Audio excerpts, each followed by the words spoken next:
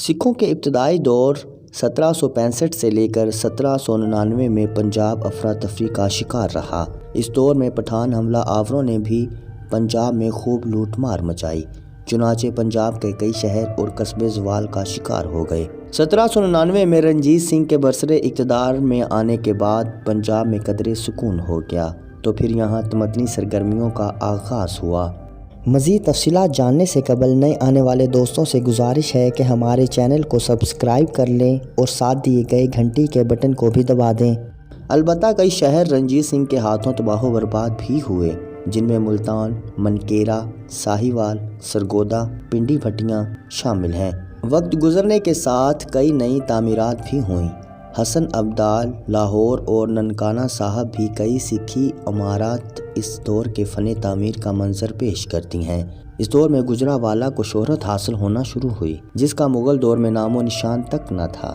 سکھوں نے ضلع گجرانوالہ کے قصبہ رسول نگر، جو چٹھوں کا مرکز تھا، اس کو لوٹنے اور تباہ و برباد کرنے کے بعد وہاں سے ہندو اور سکھ تاجروں کو گجرانوالہ لا کر آباد کیا۔ اس طرح رسول نگر، جو کبھی رسول نگر شہر مشہور تھا، زوال پذیر ہو گیا اور اس کی جگہ گجرانوالہ ترقی کی راہ پر گامزن ہو گیا، جو آج تک پنجاب ہی نہیں پاکستان کا بھی ایک اہم صنعتی شہر ہے اور اس کی آبادی لاکھوں تک پہنچ چکی ہے۔ سکھ حکمرانوں نے باقاعدہ طور پر تو کسی شہر کی بنیاد نہیں رکھی، البتہ اس دور میں کئی سکھ سرداروں نے مختلف علاقوں میں آبادیوں کو ضرور قائم کیا، جو اب تک آباد چلی آتی ہیں، البتہ ان کی پرانی شان و شوکت برقرار نہیں ہے۔ ان میں ضلع نارووال کا قلعہ صوبھا سنگھ، قلعہ کالر والا، للیانی اور موکل ضلع قصور کے قصبات خاص طور پر قابل ذکر ہیں۔ سکھوں کے دور میں بیساکھی کے تہوار اور میلے کو بھی فروغ حاصل ہوا۔ یوں پنجاب کے ثقافتی رنگ میں ایک خوبصورت اضافہ ہوا تھا۔ اس دور میں پنجاب کو مختلف پرگنوں میں تقسیم کیا گیا تھا۔ ہر پرگنے کا ایک کاردار ہوتا تھا۔ بعد میں بہت سے پرگنے ملا کر اس کے بھی بڑے حصے بنا دیے گئے تھے، جن کے انتظام کے لیے کارداروں کے اوپر افسران اعلیٰ مقرر تھے۔ مثلاً وزیر آباد گجرات اور جالندھر ان اضلاع کو آج کے ڈویژن کی طرح کا درجہ حاصل تھا۔ اس زمانے میں نانک شاہی امرتسریہ سکہ رائج تھا۔ قصبات اور دیہات میں دیوانی مقدمات کے لیے پنچایتیں قائم تھیں۔ انگریزی عملداری کے شروع ہونے تک پنجاب میں یہی طریقہ رائج رہا۔ 1849 میں سکھ اقتدار کا خاتمہ ہوا اور پنجاب انگریزوں کے قبضے میں آ گیا۔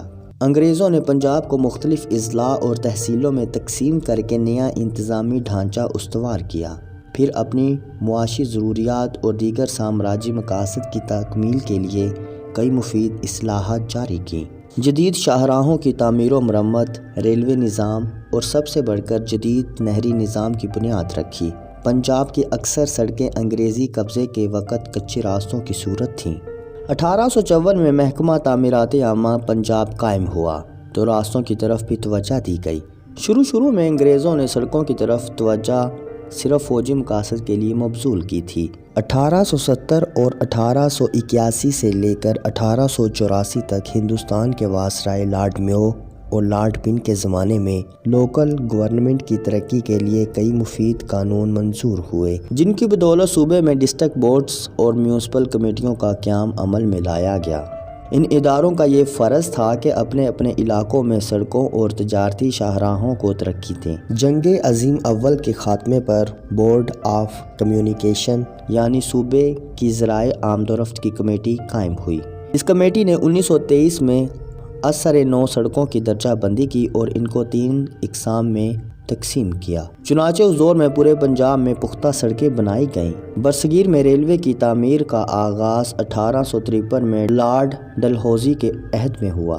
1855 میں سندھ، پنجاب اور دہلی گراؤنڈ ریلوے کمپنی کا اجرا ہوا اور اس کے 6 سال بعد کوٹری اور کراچی کے درمیان 105 میل لمبی ریلوے لائن بچھائی گئی۔ 1865 میں لاہور سے ملتان تک ریلوے لائن بچھا دی گئی اور 1870 تک لاہور، خانیوال اور ملتان کے درمیان کئی ریلوے اسٹیشن کھول دیے گئے، جبکہ 1900 میں وزیر آباد تک ریلوے لائن تعمیر کر دی گئی۔ اسی طرح خانیوال سے لودھرا تک کارڈ لائن 1909 میں بچھائی گئی۔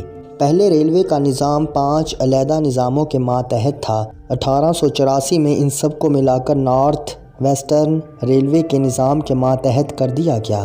ویڈیو کو لائک اور شیئر کریں، چینل کو سبسکرائب کر کے بیل آئیکن کا بٹن ضرور پریس کریں۔